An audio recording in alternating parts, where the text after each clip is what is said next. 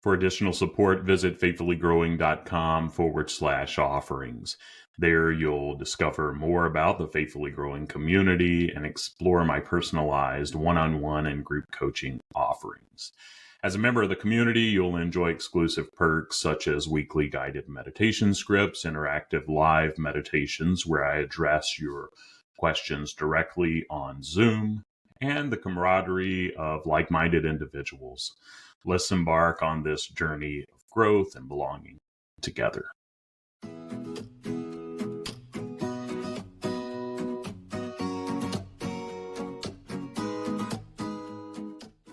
Welcome to another episode of IFS Meditations and Insights, a podcast exploring personal growth through the lens of internal family systems, or IFS. I'm Tim Fortescue, your guide on this journey, an IFS trained practitioner dedicated to nurturing spiritual wholeness and healing. In this compassionate space, we delve into self-discovery, uncovering inner wisdom. When we embrace all parts of ourselves with love, we can better receive divine love and extend it to others. My hope is that what I discuss here will illuminate your path, bringing you inner peace and a deeper connection to the sacred. Together, we'll learn how IFS gently transforms our relationship with ourselves and the world. So settle in, open up your heart and mind, and let's dive into another episode.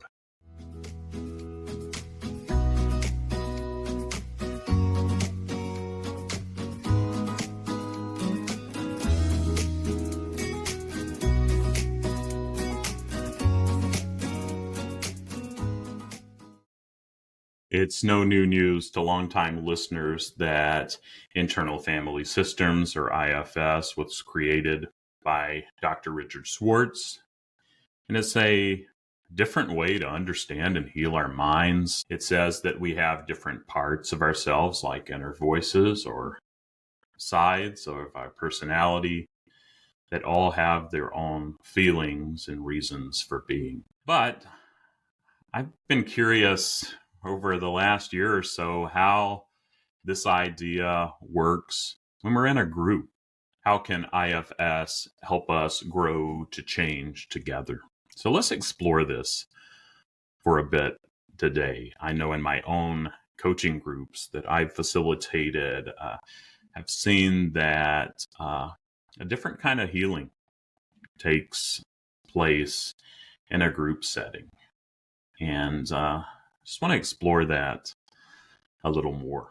First, let's talk about the basics of internal family systems, just for a bit, for those that may be new, and how these ideas help us get and understand a little more how groups work. And this model tells us that inside each person is a core self. The self is kind, curious, calm, beloved, and emanates love to the parts inside, to our world. And around this self are different parts like protectors or hurt inner children, each with its job and view. And when we use this idea in a group, we see that everyone has their own inner family system, their own parts. And the way the group works is really these inner parts talking to each other, and participants learning to speak for their parts, realizing that parts may be activated by others' parts in the system within the group, but that we're all in this together.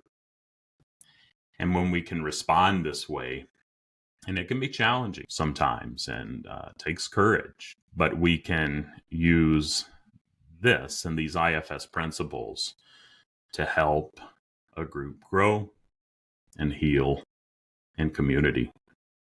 One important thing is to make a group where everyone is curious and doesn't judge, or at least there's a realization that there are parts that are judging and you can speak for them. And when we respect everyone's different inner worlds, we make it safe to share and be open. This builds understanding and helps people connect better.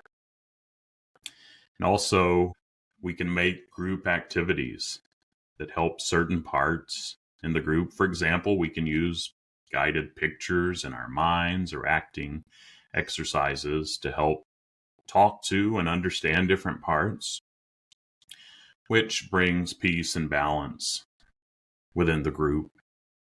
And it's amazing to think about how much healing and change can happen when we see group work through an IFS lens and principles. So before I finish, let me just give a few tips that we may want to consider when we work within a group using IFS principles. First, I'd say group work requires us to be ready to accept complexity.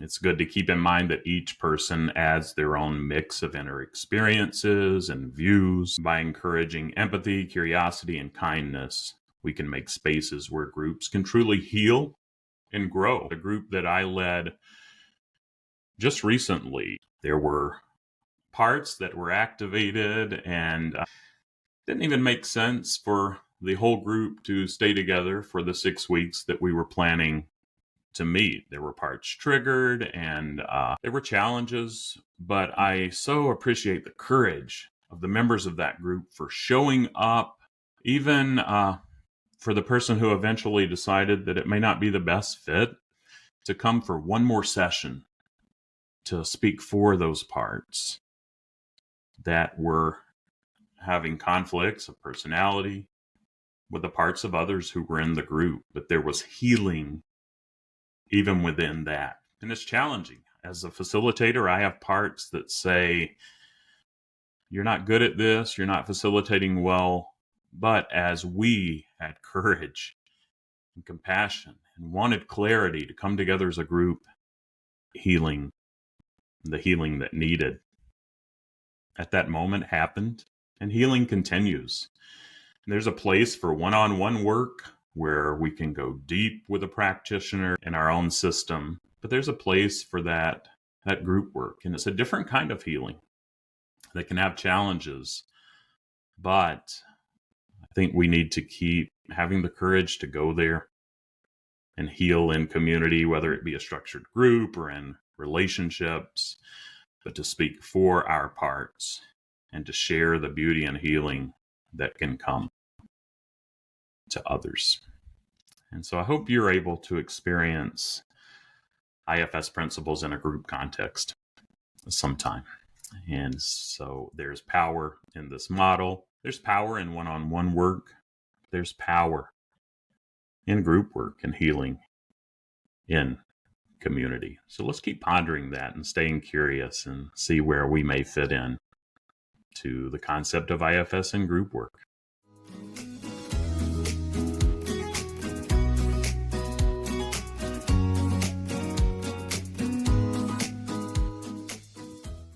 Well, that wraps up another episode of IFS Meditations and Insights. I hope you found today's episode helpful.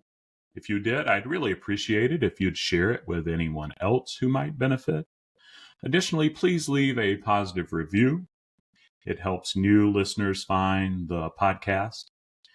If you want more wisdom and meditations, head over to my website, faithfullygrowing.com, and you can get a list of 25 plus guided meditations that I have there. And lastly, I'd love to hear your thoughts and feedback on the podcast. Feel free to reach out anytime by sending me an email to tim@faithfullygrowing.com. Thanks again for listening and for being part of this community. And remember to approach yourself and others with compassion. We're all doing the best we can with the tools we have. I look forward to our next time together. Until then, take good care of yourself. Stay curious. If you can, try to welcome all the parts that you encounter on your journey.